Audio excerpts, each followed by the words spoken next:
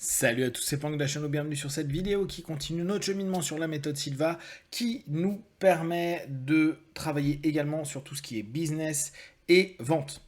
Un des points qui est essentiel à garder en tête quand on est dans ce travail-là, c'est toujours de se dire je vais tenter de trouver un deal, un accord, une vente qui correspond le mieux possible aux besoins de mon partenaire.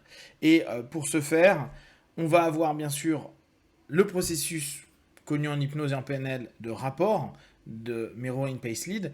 On va avoir aussi le travail avec la mise en alpha de sa propre personne, aller en transe, en auto-hypnose, pendant un deal, pendant un échange, et répondre donc à cette suggestion simple, se mettre en transe et se dire à partir de maintenant, je vais être le meilleur interlocuteur possible pour faire cette vente, pour que cette personne puisse trouver réponse à ses besoins et peut-être même susciter de l'envie / du désir pour que son besoin puisse être peaufiné afin que je puisse vendre des produits qui correspondent à ce qu'il veut.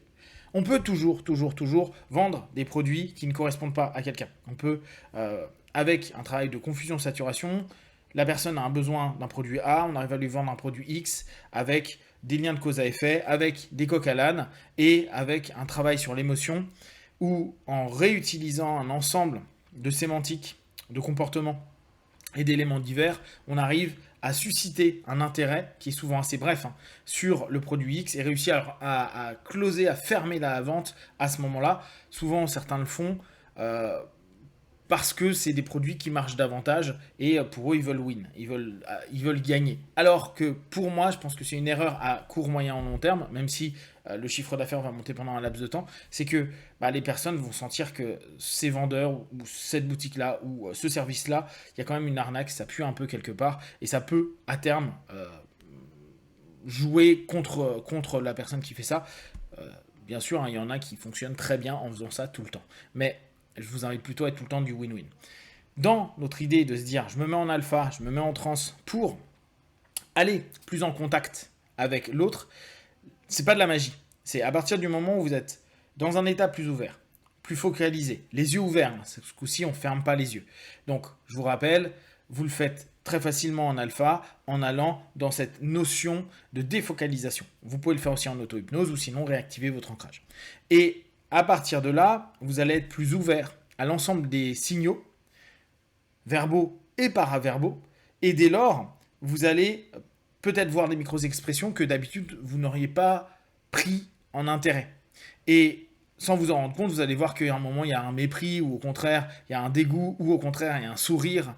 Quand vous parlez ou vous utilisez certaines sémantiques ou vous proposez certains aspects du produit, et vous savez sur quoi, dès lors, vous allez pouvoir appuyer pour qu'il y ait un discours qui corresponde le mieux possible à ce que l'autre attend.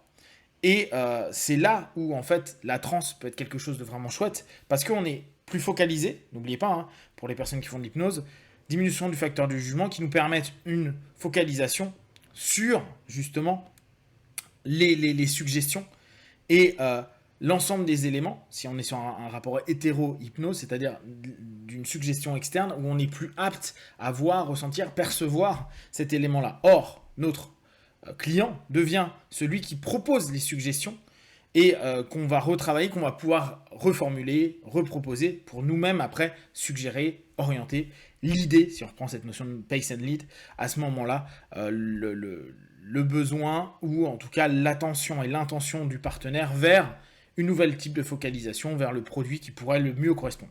Restez toujours dans cet esprit de win-win. Développer et travailler particulièrement sur le désir.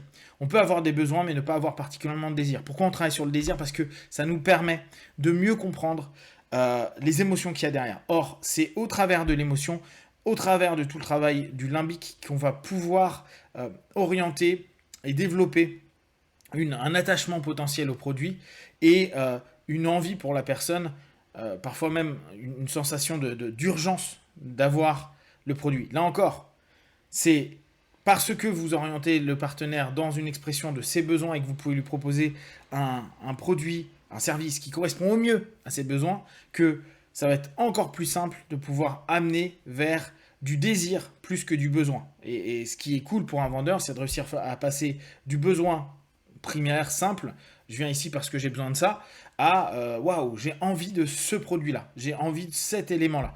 Et ça peut aller d'un truc tout simple, hein. Moi, quand je bossais chez Darty, on arrivait à faire passer d'un élément, je viens juste pour un grille-pain, et à lui proposer un super grille-pain, et la personne disait, ouais, c'est celui-ci que je veux.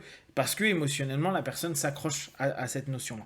Donc, ayez toujours cette notion d'amener la personne dans votre transe et dans l'écoute que vous avez à développer lui-même ses émotions. Et vu qu'il va être dans un échange de transe commune, il est beaucoup plus simple pour la personne de revivre des émotions, des sensations qui pourraient l'emmener à l'acte d'achat. Bien sûr, hein, je rappelle, toujours dans cette volonté d'un win-win.